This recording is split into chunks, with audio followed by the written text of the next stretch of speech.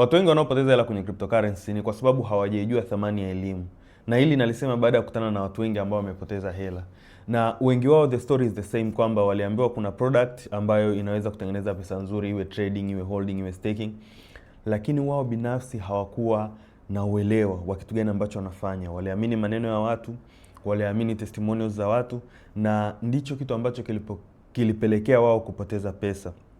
Na kwenye hili swala la elimu kidogo linakuwa ambiguous, kwa sababu elimu nyingi ambazo zinatolewaga zinakuwa directly kwenye ile product, lakini ile elimu ya msingi ya blockchain ni kitu gani, cryptocurrencies ni kitu gani, fursa ambazo zipo kwenye ulimwengu ni zipi, huwaga haitolewi. Na hii ndio elimu ya msingi ambayo mtu yoyote ambao anataka kuengage kwenye crypto anastahili kuipata. Halafu akishajua huduma ambazo zipo au product ambazo zipo, ndipo yeye aamue kuchagua product ambayo inamfaa. Unaweza kuta watu wanachukua wazee wanawapeleka kufanya trading ya cryptocurrency. It just doesn't work.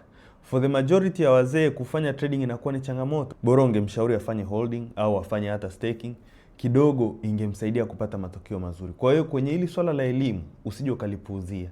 Hakikisha kwamba kabla hujafanya uwekezaji wowote tayari unajijengea msingi wa kujua teknolojia ya blockchain, cryptocurrencies ni kitu gani na fursa ambazo zipo kwenye ulimwengu huu. Halafu wewe ndo uchague ipi ambayo wewe itakufaa.